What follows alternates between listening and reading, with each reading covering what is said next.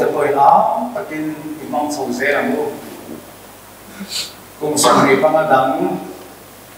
Golden Jubilee kum som na alo chen ne chuan tunami ho tam zo te hi chu kalom to do lo ni e le ya yan chu vangin le Silver Jubilee Chhinga Vengthlang Kohhran kan man so te ki am takin lawm takin Pathian na lawm thu soi chuma kan man so se ki adu om tak me ani Pathian sibai ibu kamu olapa ropui nate thilti thei nate joy moi nate ne nate lal nate hi ita ania lele van om zong hi ita ani sia olapa ram chuita nia mi zong zonga chunu ber ini hausan na le joy moi nate hi ne na mi ania engkim chunga thu ineya thilti theina ikuta oma ikuta hian mi zong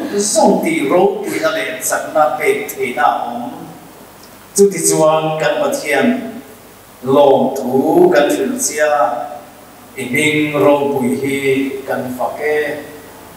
chuti chuan kan Pathian lawm thu kan thil chia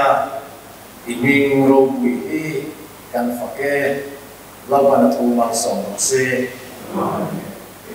tong trai ko kan Pathian lung sanina hian he Kohhran Inkhawm na le lai na te imai na te ilan tir ni ti khechia per tu te chu ke ni ho ikan ni kanin dan tira lawpa kan Pathian dan siate kan sumsian dan siate nangin min bu amin fete kani mase tu huna chun lawpa kan Pathian Kohhran nei tu inina ilan tir nani ropui kan dia hetiang ikan lawmtheita ani heng song hi inatho kan chunga ilan tir na ipangai na le khongai na ilan tir na ni ti kan sia kan Pathian lawm thu kan thila che di chuan he Jubilee kan man so me se la hian he kan thotla ora hon chunga te har san le boina ina min tla bo lo hi kan du e ma kan di bo che a nak na kwa ma se om takah om kum be ta om te po an om ani tidam tu Pathian khongai takin tidam na ki khongai na an chunga nam ti ram che kan hun hi nang ma chiang hi ma kan la na ki ropui na chu engin hi lo ni se la joy moi kan zinga o ma che kan lo pa tu ta ki so Krista ni kan ti le amen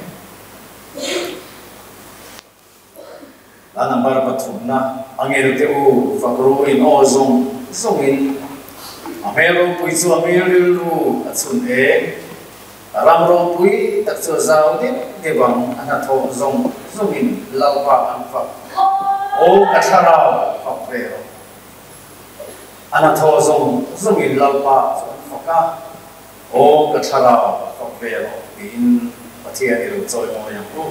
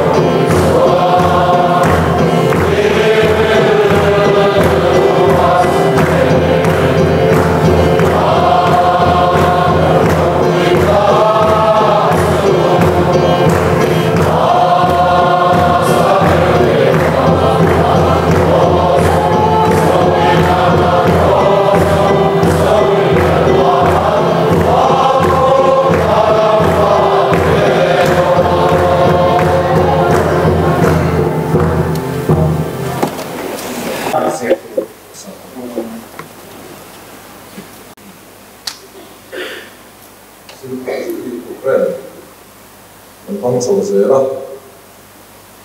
Silver Jubilee hồn của quen mình phăng cái chữ cũng sáng đi sầu đi giờ tôi đi xả hết vào pha đi á ta là các bạn còn không mấy à mà rồi sẽ hình dung từ cái Pathian này mình xuôi á tiền anh lawm chung xong thấy thế lawm thúc mấy Pathian này là có lawm thu gần xây đi vùng can cho bà con nên nó sẽ làm tên lawm sống cho là có cái line pha xuôi như sao và ta có việc chia em chỉ đi mà sử dụng cái điều kiện cũng là phong số à Inkhawm cái có cho chuyện khóc bay à lawm thế đi giờ những cái bukan program worship service jadi lawm program atau surat musafir dia giờ này là cái điểm cũng là công ty cái lawm khóc bay anh Inkhawm phơi tu hiệp bảo các sa mà dia tôi phơi tu bảo cái人说了我们这边因我们在播在多不吧因为啥呢我们在多了program là cho người dân sẽ rất là đó giờ này là sản phẩm thì một người dân mua được sản phẩm thì Silver Jubilee qua là đá cái của xe đó lawm bằng bạc là đi là đầy mua nó của anh nhá người dân mua cái nó sản phẩm thì lawm hút mấy cái này đá cái của sản xuất khác sản phẩm này là những người ta là một cái đó là cái bảo hiểm thì có thể để nó làm gì Silver Jubilee thì có cái hậu tên hai cái tủ rim anh số mà anh nghe đó anh không phơi tụi nó sờn khang Golden Jubilee thì cần xem này cái nhẫn thì cái ngàyตัวthấp là cái gì á số bằng chuan anh lai á Jubilee cần tuần anh lai cái tủ rim của cái hậu tên anh nghe đó đi Cô dạy cô lâu xong thì hả mấy em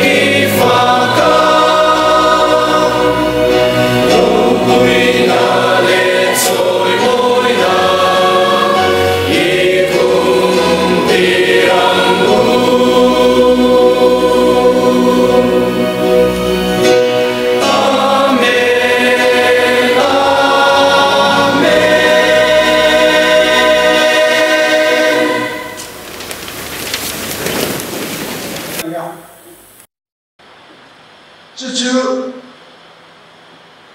adung fit som li aba fit som thum mani abia thiam keina kan bia kin tunami hi fit som ma li aba hi adung hi lela corridor te ne hian fit som sari pamani chu chu tang chuan han mai toila kan Inkhawm na bia ki tha e min do zo lo khop maya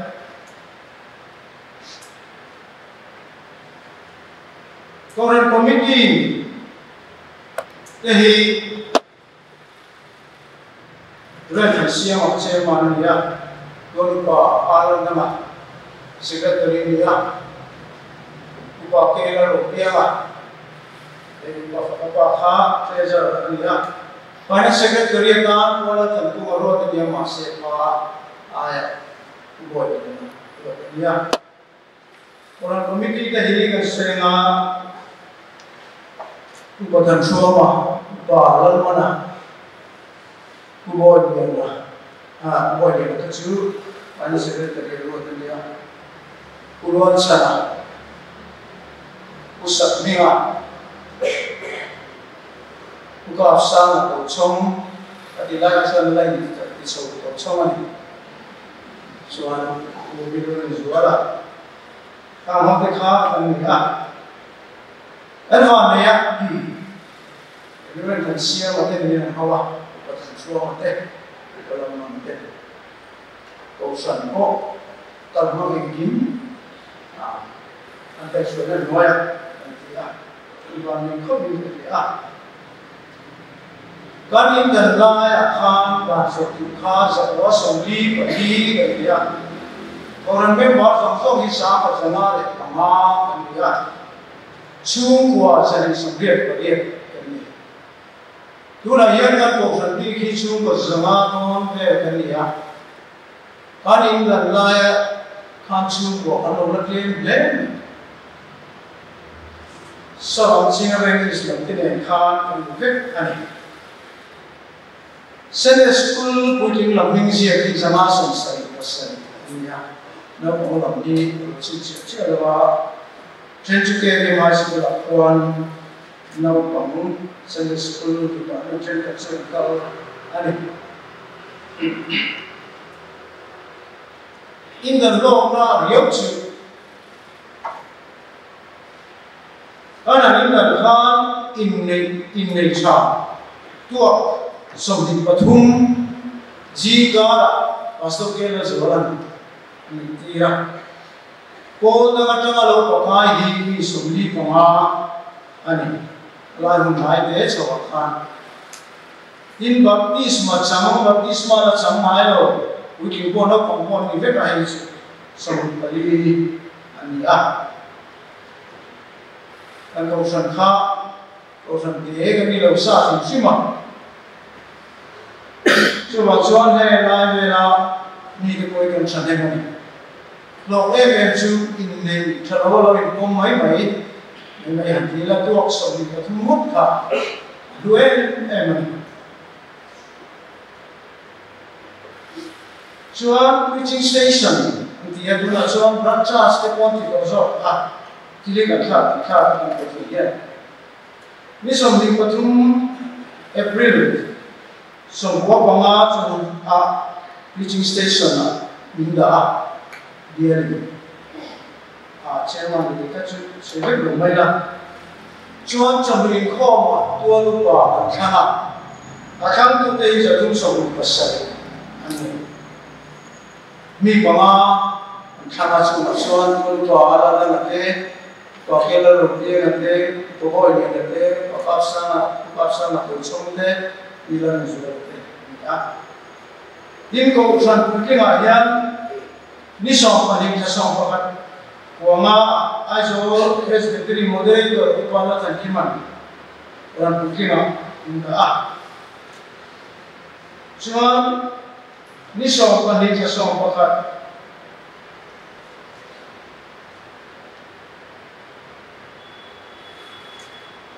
ni kan siap soalan ni apa dia? Upa, kana.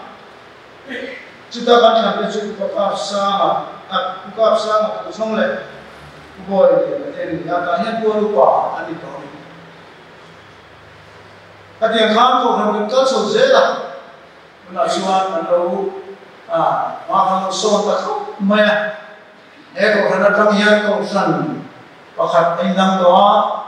una hian Pathian remati ni chuan nang le mai tu te pon na ni was ani una hian khor tha em ma ti chu kan in dan tira nin kaihhruai tu pa te kan minister te kan ropui te chuan ram an pan de vek to ini kan upakap sang ane Islam boy oma ini betul jauh di dunia dan sebenarnya mon yang sangat kuat Pathian ne jauh to ni nuya khapa an kaihhruaina vangin Kohhran bo hian ma kan so na voi mi kan thing ke to ti la di ko me in Kohhran nei sia te hi zani la hian kan ena pinai ki mi cho hi amasa ka jinga mi Inkhawm remchang Silver Jubilee chorwa si kan so mi lo ka theilo ke ni hial Inkhawm moi Inkhawm ka obi masa ten ini cho zani na mer ten ko ni se mani ya ji ya ini pakar sa ani kanya kan zuwa lawmna mula kan hial vakini ni ko no chia da ini kamu kan sa sekretari ko ba ka ani Babalate masih sangat itu na hian ka idumla ani tinghei mardewan sete kumin presbytery kha ba ani kum samthi panga na Silver Jubilee nia lawm sim maya chichikal sete le Father on the Lord, yes, telling lay saka peacock, telling lay saka Silver Jubilee, Kohhran in lawm saka ni hikeka tifiama, unjum presbytery kha, Kohhran pa ni kumsum na ni ka, cucukan saya simpan itu, agar kasih rohila, Kohhran dia juga. Satu tema adalah Pathian Hripui ini hari ini akan saya lihat begitu. Pathian nak tolong balap ko masak mereka azab siapa lagi apa sirup lagi kania Median itu chuan remchang chuan ko som di border kan ko amar chu kami tilman tole saduna som sudila kilo thawani something pasal takah Pathian kan suatu yang Pathian masuk mendongeng Kohhran po lawm tak kan sinut lawm te peniel sih kan lawm ni Pathian soal ni siapa kan cinta sama ropui atau ni kau maya soal tu erupsi awmlo kan masa itu tak terjadi. Zaila hian ini sila chamo tiga mantua election hi Pathian Hripui nanti te pokai me hi ketia kenjina chama so te poka in kan Silver Jubilee tu kui Pathian lai nanti te Kohhran Hripui din thar le ko han ti ko kha tha em sayo ta pe kan ni amaro chi ato ko harin ro lo chi Pathian ko wi lung boi ti leng ve rim chimin ka ya Pathian ko ti ya chu se ga sim don ani Pathian ti tiang lim lo ma sa som dia sa na awal yang sian tu mai dia se yo ba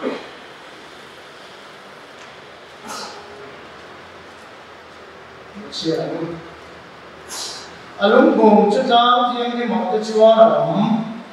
lalpa chuan sa kong thar te chu za kong ho na zong zong ai angai na zo ani ho Pathian ko pui isung chang thu ropui ta ke nan soi ti ne mi se tu te si ma an tel ve rahap le babolon sung chang thu asoyam Filistia le Urahi Ethiopia le Yemen le Kemi chu tapiang chu ani Hemi le Somi so ama apiang ani ya Jungnung berane chuan ama chu ati ti zarah chung chang chu an soya lalpan meeting ming ase kun chuan hemi hi chu tapiang chu ani tin achia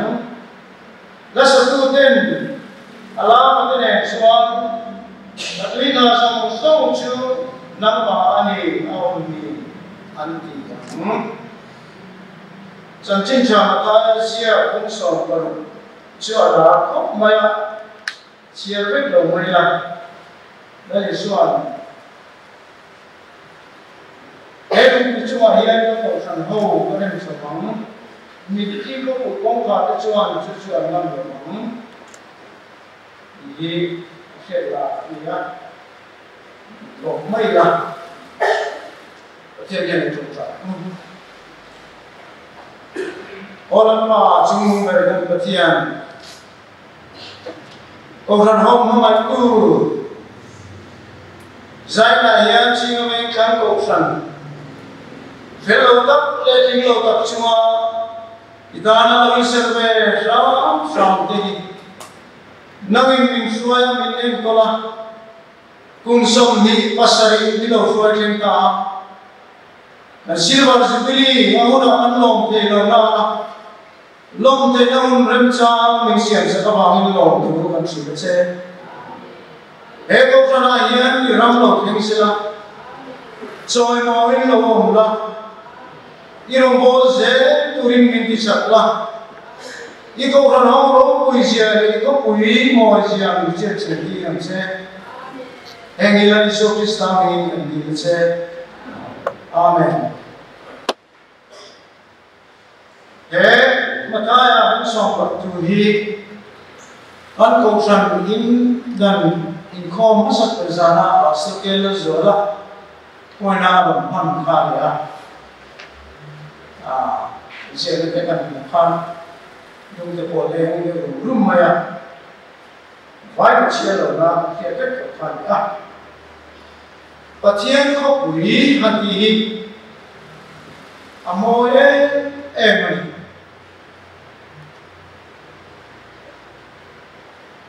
Pathian dia nak hui din adwa. Ebe nuwa na arom jana. Cha ye ma mi fin siam de. Ma se bo chiek na vangin chu Pathian chung de. A hui a na tu. Adana abo se chuan lo lu san kan. Pathian ram chung suara vangin tu dia pot ila se tu ka ba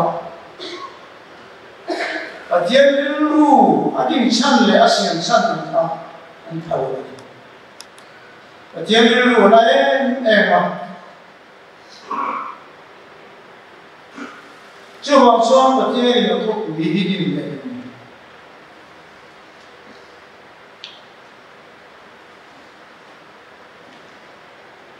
Chiều không quay tim thở lên chuan Pathian hian em kim mà hoang mày tila incenso ahuama ache em na chu papa ni chun vangin e ko be la ya na ko pui chitin thar le tuman Pathian ru thu zia a nge zia a san zia ta tang yen kan bua amma mai thu zia ko kan sia kan se the Papa mal te chu nishin ko yen an duat ta kichina Pathian ru a po chu ani nge yam ma se he ko me la ko pui a chen tu a chung te ni tu a la ram ti leng tu bien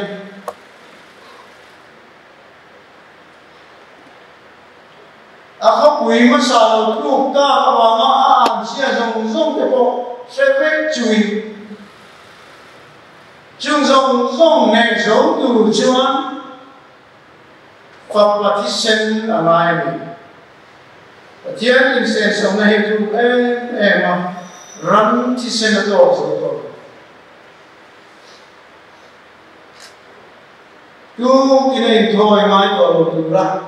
voi khata la ko pui thar ni le tu ri Pathian a fa pa a hamai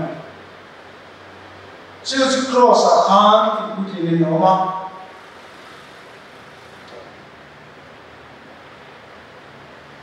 thế tuần này ở đây em dễ bị ai nhé ở xe là nhé rồi rồi không chỉ là mấy chuyện nào về ao thua mặn cái gì á phát triển sinh tu nó tuần lại giải ổn thằng nó đó tuần đi chứ áp lực tệ para Acuma papik dua satu tema kan acara zauta tuarna raksa toko zoleten fapain la tu beri alum lo ko pui thiang ling din le tu hian Pathian in sen so nei rawh ya ra tha bani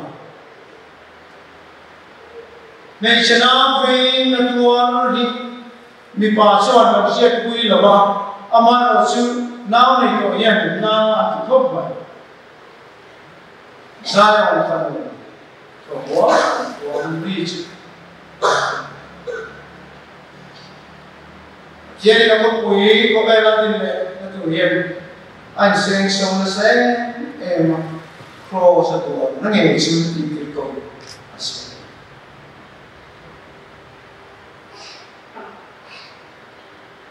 Chuan Pathian apa pamangin khobela ram mar din le ta chida chuan tu te nge che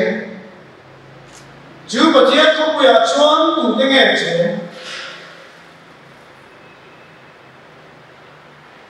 amma sabare chida chuan lal pa che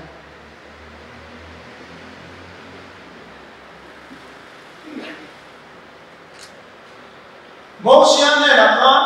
ka in tu mi sak sak ka na tu rin atia ka bia bu Singapore ya a khopui amun adin le na tu ra ta na tu poi mo ani he Pathian khopui ya hian Pathian a sen ka na ta ka Zion chu ka thang ta sia ka na ta ka du ni I Pathian on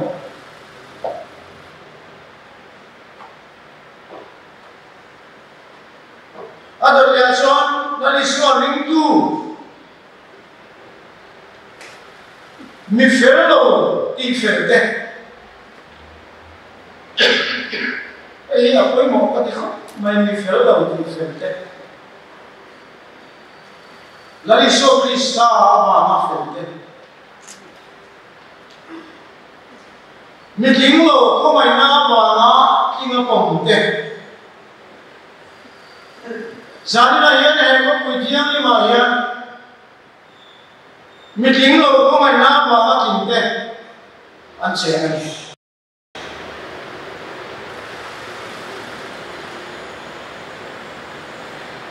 trin tisual trin ngai dam te an cheng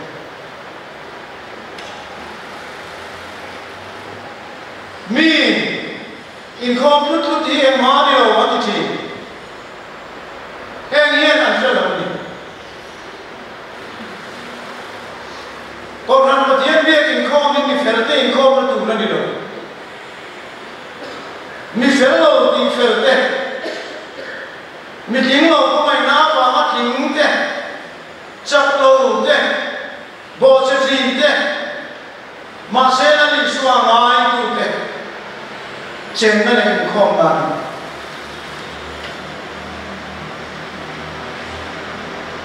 he khapu ya ya mi tiang lim phang kim ke chok chen do se ko ve la ya tu nge chen ke yo ma la li suwa ba tu ma an chen ke yo ma se ko mai na chuan nang le ke hi ko ai na ma he ko mi tiang lim o Pathian ropui chung cham tu ropui te ke na sai tri an ti hian won ki em Chhinga lo te ro e po ka tung lo ma se Krista ti sen na ba ma silfai na ti sen ring tu te chumi te chen na chumi khomai na ba ma chan dam te chen na mun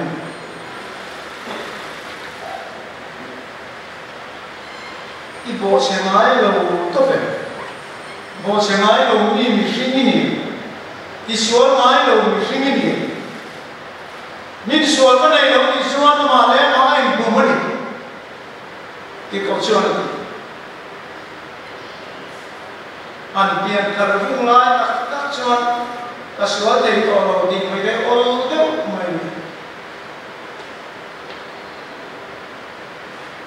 ma se ta nei de ya ka mai ko te lo suala ti po alo fel lo thok chi an bo che le chi ma se ngai nam te e ko pu ya yen che khang mon kha ko Pathian ko pu ya chuan he ko pu ya che te hian tu mai chuan tu na nei lo Inrinni trapik, ferbik, mucian bik ni insian. Karami bik riomi ni insian. Min trapika in ngai ni chuan in mai konon le ose. He ko puya cheng te itu ma in suam te konon lo. Không ai na mà phết chuan tu kan này đi chuan là đi xua chốc chuan tu để không biết chuyện tiền là gì à chuan nhớ mình là đi start chuan một xe thì cái tình tổ yên à lawm phía à tiền không biết à chuan kan xe này không ai na mà kan xe nghe kan chuan Sarang setiap demi, kali Inkhawm demi, tolong kan thokrak demi, ramthar kan jingkam demi, engeni ni chuan tu, Pathian ma engeni chuan tu ni, lali swa, châu lo chuan tu ma, anni, Zion ko puya ceri.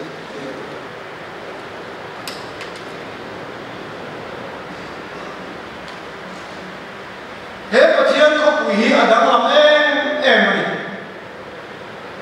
Adang lam em na chu boundary ni. Rampian boundary ni. E Pakistan le India ko ni murni muna. Line of control then siama. Russia Ukraine luna boundary ti sabatuma. Khover rampian boundary ni area. He Pathian ko puhian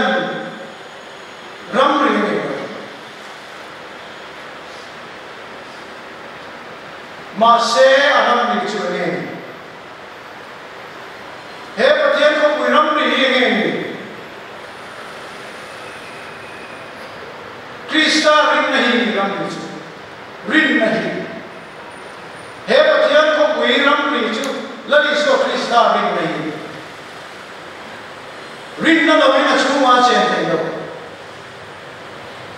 he ko be ni ke nam chu thiam lo ba an boy chu ni awm siam sia lo ba na sei sei la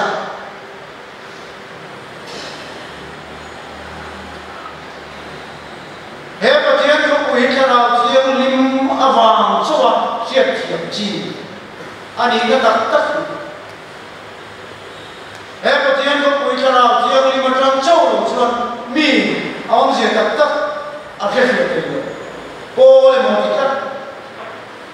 ko ve ko pakhat em mo ti tak và nó trong Pathian lâu rồi nên nói apa Pathian nghe ya đi đi Paul anh ấy nói khá là làm thiên này thế Pathian có bây giờ làm em ai nghe cho là đi số Krista rin na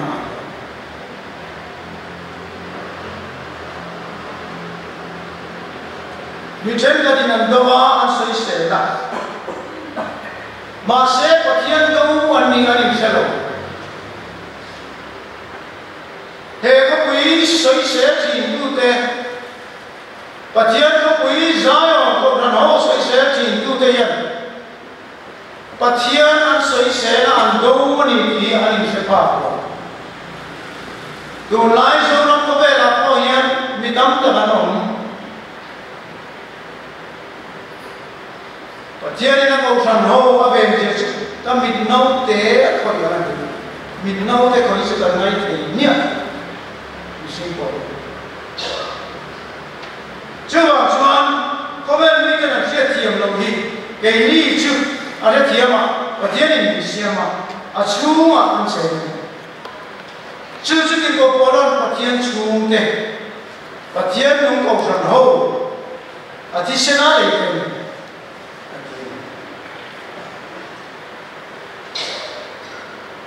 Pathian ko puya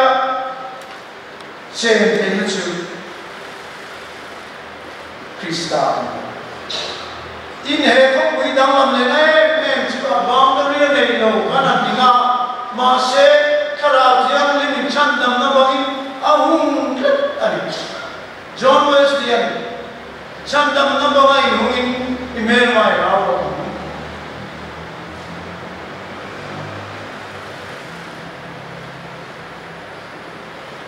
Kan kau sanau lumpung jualan Krista Isua.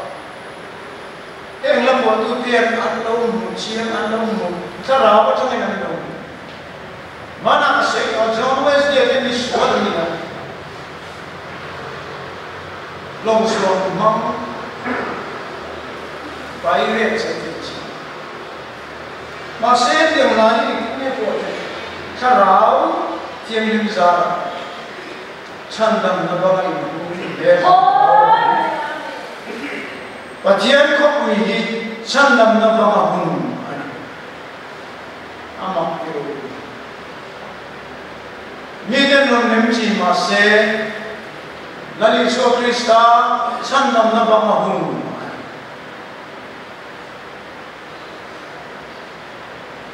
heta lo chiat ma se mun da adin tharar ke labwa tu tenan ko man sak chin kha teacher te wrong mun lai trong the teacher te ma an be ga man lo cha ulai a ko yan an reng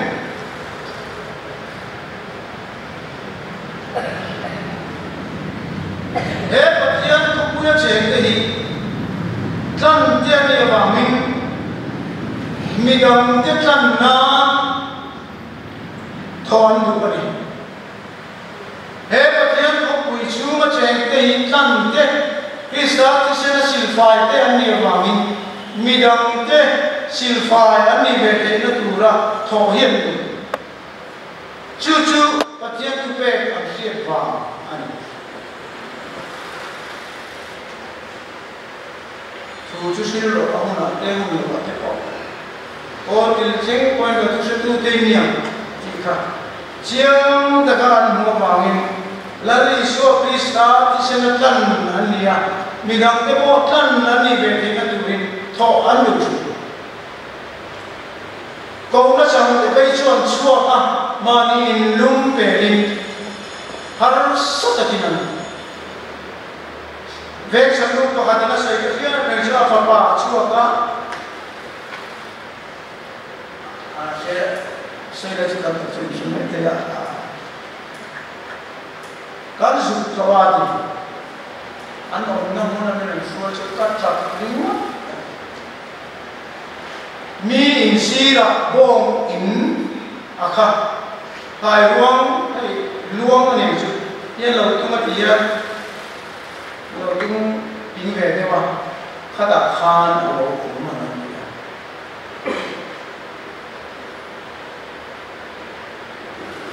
Anu kata primo,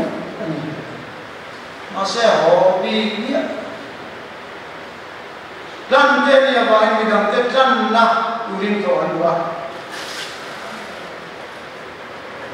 Pathian abi kena na aku fan hau le aku pui, ne na ciri ti kena pe, van remchang manam tu, man kia manwa. Mana sahaja,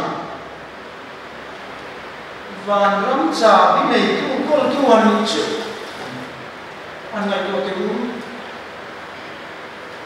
van remchang Kohhran ini lawmna, kami kontek cah kita, Inkhawm dia cek Pathian, Pathian Pathian, ani. Kan koloni, cuci manusia, dalam tempat vangin, bidang teh kan nam, vangin jadi manusia. Cuci soal kan, anhoma. Mi ko pujian remchang zolo ten, Jerusalem tharlo lawm le tu chang zolo ten, anlau chan. Cucu tiang lim kan masa yang luar Afrika umur dia lepo king tenan lawia di lum tenan lawm ini jauh fat sih aku cakap juga ni Pathian ko Pathian kan ompian tidur kan tidur siapa sih yang sesuatu kan tidur dia cek maya kan tiang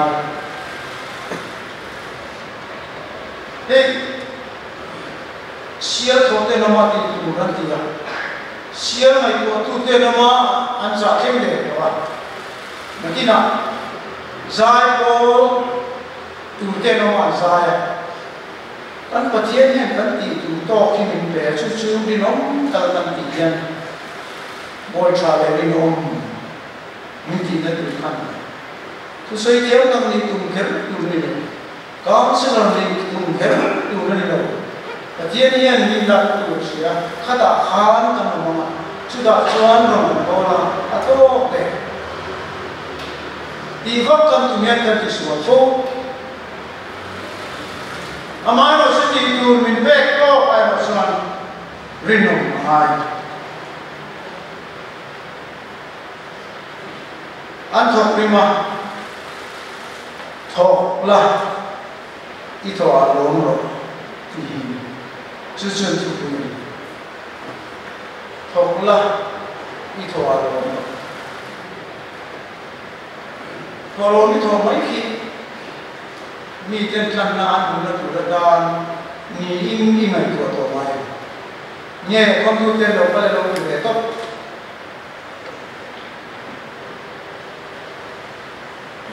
chuan o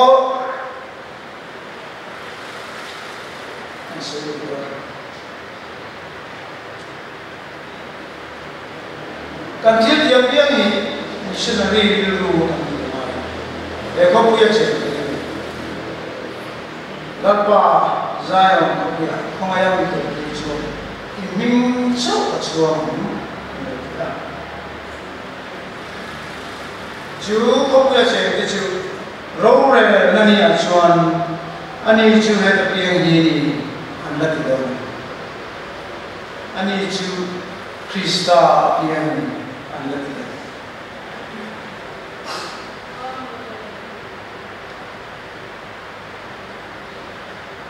lalpan mikin mingna sehuna chuan hemi hi chu ta piang chuani ei apoi mo amoi rawh re ni ani chu he piang hi ni antinga ropui lawm ani ang eta hian ke ni ko kan te ke bani he ko puya hian rinom katin ke na rawh re ni lawm ani ma laliso Krista ke pula se donan chumi tu chona ni Pathian afa pa hi Silver Jubilee lawm turin kan ko saya he ma te ko ya in petakin tel mai na ege mo ne ne hine na bila real recto takin sound takin mai ko bila alo munir ko chenia pe ko jan khono to lo ta thuni Silver Jubilee ruai che tum vek tu ni che lo ka la dio tu ni ha ni china se yang ka golden jubilee ruai ka che to lo mai te ke golden jubilee khen dong ta la som wa pa khat kan na chen me la pri chu vangin ke mani hun je la kun lo khen ma ya ti ta se ti heng ke ko lo la mangi la ni la rong ga bol ni chu chuan Pathian ko ni ati mo ya ati sa ko takah asal kita selah dan manusia se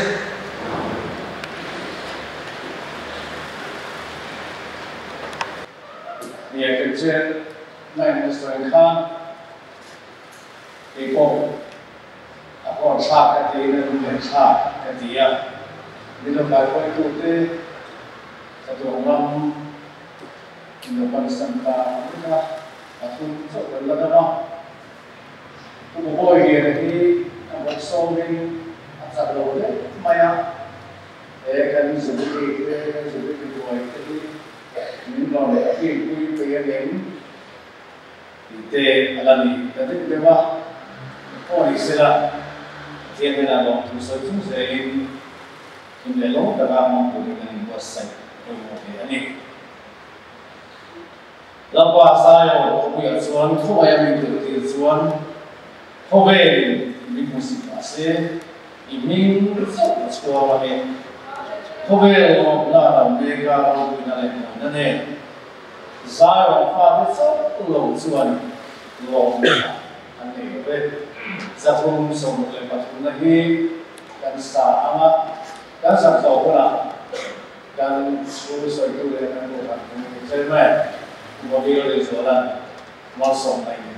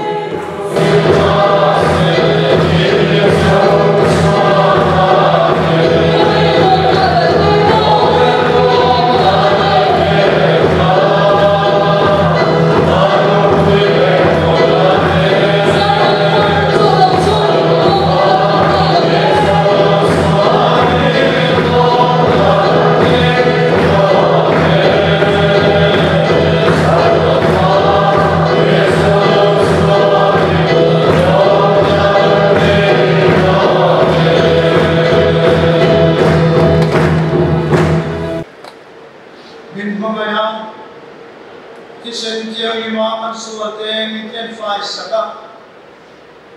apale Pathian lama media min siap tu lalpai so Krista nena chuan chatwani chuan moi na usila pale fapale tarau vangin kuaina awmpuina lawm taksil inzan nena chatwani no usila se amen.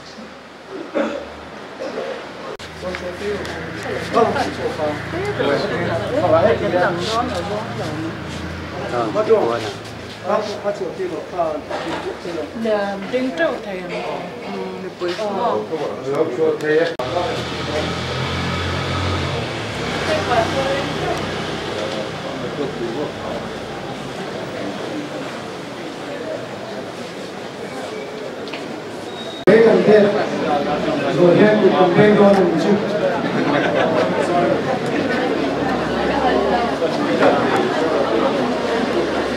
Đây, cầm ngay mà. Lần mai số Krista ropui na tur le. Ako ran ho kal se na tur tan.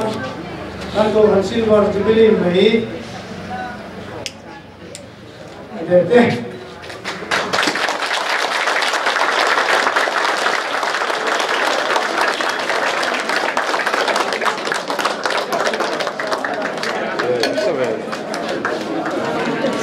Satai.